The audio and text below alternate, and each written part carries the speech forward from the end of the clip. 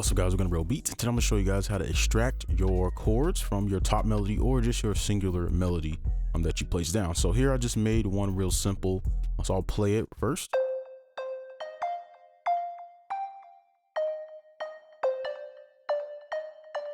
All right, so we have just a simple top melody. So most producers, when they start making, melodies or producing, they usually make melodies like this. They just kind of play around with the scale or just use their ear, and it starts like this. So to instantly improve from that, you can learn how to extract the chords from this to kind of fill it out.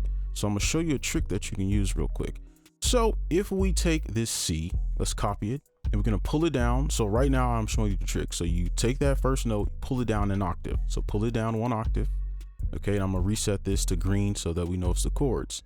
Now there's 3 ways you can get 3 different chords that work with this note. Okay, and there are exceptions, which I'll talk about. So I'm gonna go over here to explain this real quick, just so we can isolate it. So you can go upward, so you can just make a regular chord. So you can, let's just change the color. So you can go up, so you can make a chord up. So skip that note place, skip that note place. You could make a chord upward, reset to your C, and make a chord downward. Or instead of going all the way up, you can just make a chord backward from your root or whatever note you're using. So you'll skip that note place, skip that note place. All right, and they usually will sound good unless you have like an augmented or diminished chord. So I'm gonna move this over a little bit. So now the reason this works is because if you, I guess we can just use the colors, go up enough here, and if you go down from this note, right? So if we pull this down, you'll see that this doesn't match, doesn't work. But if you go down another octave, you'll see that it perfectly fits together, right? So all of this loops together and it will sound good. So that's why it will automatically sound good every time. So let's keep building this. So what we're gonna do for this one is I like to go upward and then downward. That tends to give me a good effect or sound. So we can just copy this over like so. Okay, and then we're gonna reach this here. So you can try this with the D sharp. So I'm gonna move this over, pull that down, and we can do the same trick and go upward, downward, and I'm gonna just do that. You can see it's working and sounding pretty good. So and let's actually do this F because I'm looking at something and I think we could learn from this. So let's color this F right here purple. So what this F is it's actually a diminished chord if you look where it's at.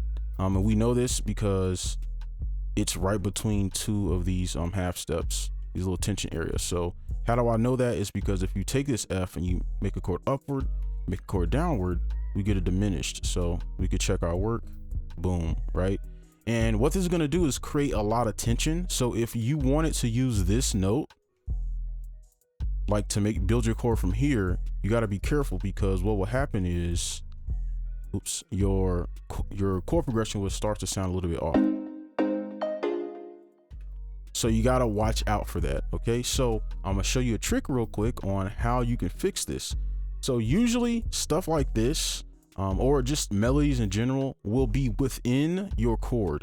So what I mean by that is, if we take, well, I'll just show you. So we can take a note like this, and usually a note or a part of your melody will be within the range of the chord that it's within. So it'll be from the D sharp, everything in between, to the G sharp usually. So when you know this, future me here, and I just want to re-explain that last part a little clearer.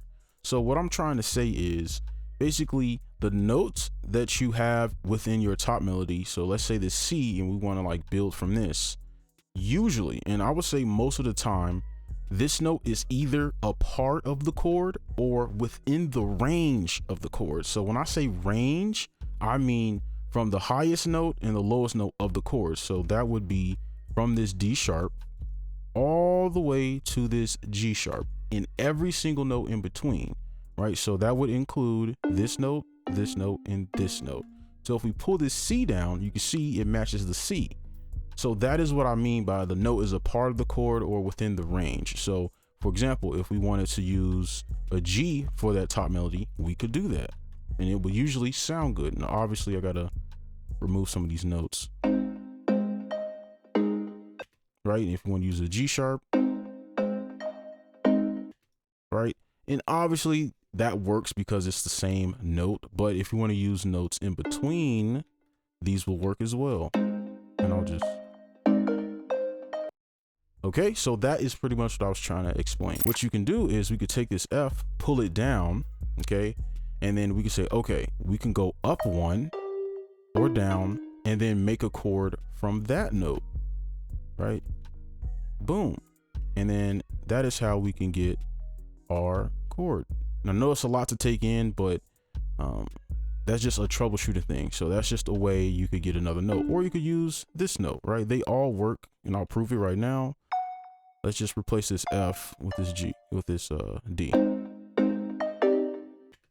right? But we'll use that F since it was the original. Okay, so what we're gonna do now is just kind of keep going through. So you can take this up, down, make it green, and you can just keep doing this over and over again. So I'm gonna just do the rest and then we can just kind of finish it off so we get some practice. Okay, so I built these out and all we need to do now is just really, we could take this bottom part, just pull it down to create some depth, and I'll actually recolor this. Let's do like a light-ish color. So I'll recolor this F so we know that that's like the odd one out, so we can remember that. And I'll just mute this one. Okay, so this is the finished melody all together, extracted from just this simple top melody.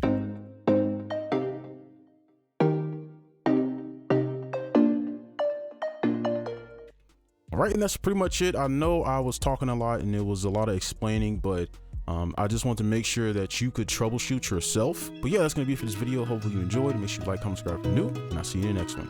Peace.